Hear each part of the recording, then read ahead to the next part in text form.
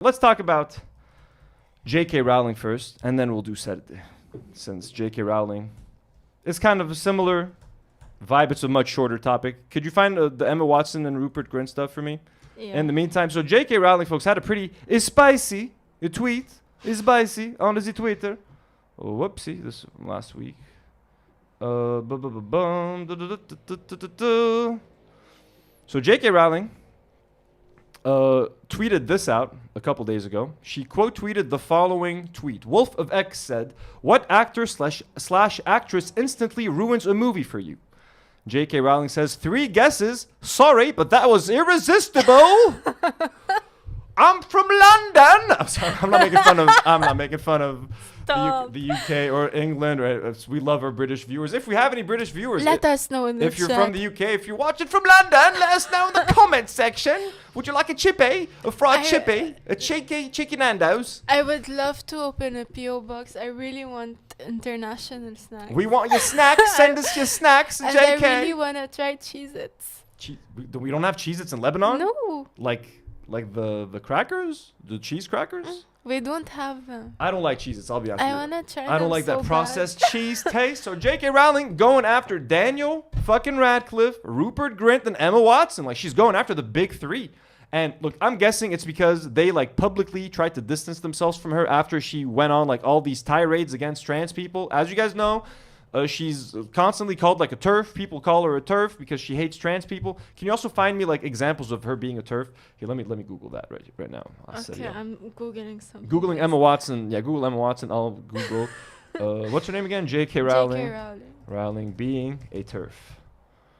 A complete breakdown of the JK Rowling transgender. Okay, there we go. Glamour. Glamour broke it down for us. No. Hopefully, Glamour isn't going to ask for no premium subscription because I ain't paying for it. A complete breakdown of the JK Rowling transgender comments controversy. So she's made tons of tweets, tons of comments hating on the trans community. She doesn't consider trans women to be women, and she's been a pretty loud advocate on that. Now, look, I don't agree with that opinion, but like, people can have different opinions, I guess. But the problem is she's so like hateful about it, and she constantly talks about it, and she's asked to like not talk about it, but she makes it a point to be controversial and talk about it. So she just makes you not want to support her, and it's enough. And it's enough to not support her. If you like disagree with what she says, you could totally hate on her. But the fact that that's what she believes, and she's very stubborn about it in like a shitty kind of way. So what did JK Rowling say exactly? On June 6, 2020. Rowling retweeted an op-ed piece that discussed people who menstruate, apparently taking issue with the fact that the story did not use the word women.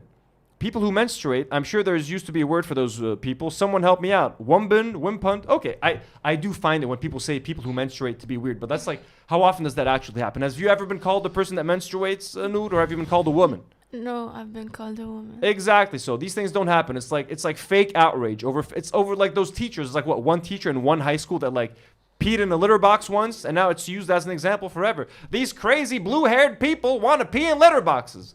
It's kind of insane. So she kept on going. Here she says, if sex isn't real, there's no same-sex attraction. If sex isn't real, the lived reality of women globally is erased. I know and love trans people, but erasing the concept of sex removes the ability of many to meaningfully discuss their lives. It isn't hate to speak the truth.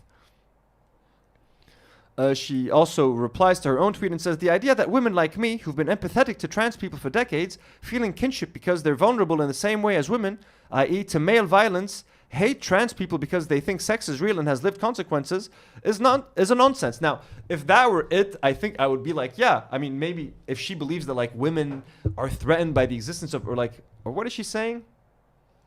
But she said way more like fucked up shit, to be honest with you. I respect every trans person's right to live in any way that feels authentic and comfortable. I'd march with you if you were discriminated against on the basis of being trans. At the same time, my life has been shaped by being female.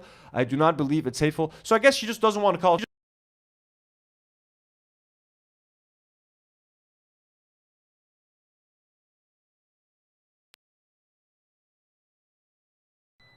I respect every trans person's right to live in any way that feels authentic and comfortable. I sent you the Emma Watson tweet.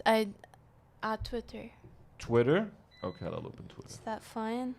Yeah, it's fine. Yay, we're back. We're back, folks. Oh, Emma Watson is on Twitter. Let me turn on the light. And I'm proud to be an American. Stop. Where at least I know I'm free. So she kept going crazy, okay, tweeting the stuff. I've never felt as shouted down, ignored, and targeted as a lesbian within our supposed GLBT community as I have over the past couple of years. Anyways, she got fan backlash, etc., etc. They made the Harry Potter game a couple of years ago, and the developer like put a trans character in there just to like fuck with JK Rowling. But a lot of people boycotted the game because they didn't want to support her financially, etc. So Emma Watson, for example, went on Twitter and said, trans people are who they say they are and deserve to live their lives without being constantly questioned or told they aren't who they say they are. I want my trans followers to know that I and so many other people around the world see you, respect you, and love you for who you are. I donate to Mermaids Gender and Mama Cash. If you can, perhaps you'll feel inclined to do the same. Happy Pride 2020. Sending love. So this was like a backhanded response, to JK Rowling. And this is Daniel Radcliffe. Says, rupture with JK Rowling over trans rights is really sad. Blah, blah, blah, blah. Harry Potter star Daniel Radcliffe described in his rupture as really sad. He said that despite her role in his life, it doesn't mean that you owe the things you truly believe to someone else for your entire life. Radcliffe's comments came in an interview with The Atlantic. What do you say? Transgender women are women. Okay, so in 2020, Radcliffe subsequently issued a statement through LGBTQ suicide prevention group, the Trevor Project, saying transgender women are women. Any statement to the contrary erases the identity and dignity of transgender people and goes against all advice given by professional healthcare associations who have far more expertise on the subject matter than either Joe or I. Radcliffe told The Atlantic, I'd worked with the Trevor Project for 12 years and it would have seemed like, immense cowardice to me to say nothing. I wanted to try and help people that had been negatively affected by the comments and to say that if those are Joe's views, then they are not the views of everybody associated with the Potter franchise. He added, I did have a realization of a connection to Harry Potter and the stuff. A lot of people found some solace in those books and films who were dealing with feeling closeted or rejected by their family or living with a secret. Radcliffe also says he had no direct contact with Rowling since the controversy erupted. It makes me really sad, ultimately, because I do look at the person I met, the times that we met, and the books that she wrote, and the world she created, and all that is so, to me, deeply empathetic. Now, I have to, personally, when I look back at the movies or the books, there is nothing overtly, racist about them or transphobic or homophobic or anything like that. I've been told that with time, if you look back on it, they're pretty racist. There are no minority characters almost. There was the one Asian character, Cho Chan, I forgot her name, and maybe that being her name was kind of racist. There was one Indian. There was one Indian girl. There was one Harry Potter had one black friend. So maybe that was pretty racist. And then she, after the fact, made Dumbledore gay. And look, I would never blame anyone who doesn't feel comfortable either reading those books or engaging with that whole franchise anymore. Yeah, her name is Cho Chang. Cho Chang. Cho Chang. Yeah, so that's pretty racist. I always found that was isn't that a racist thing? Hey, what's your name? Ching Chong? One Asian character. Cho Chan. There we go. There's our Asian character. So, I mean, it's just kind of fucked that she's going after the big three.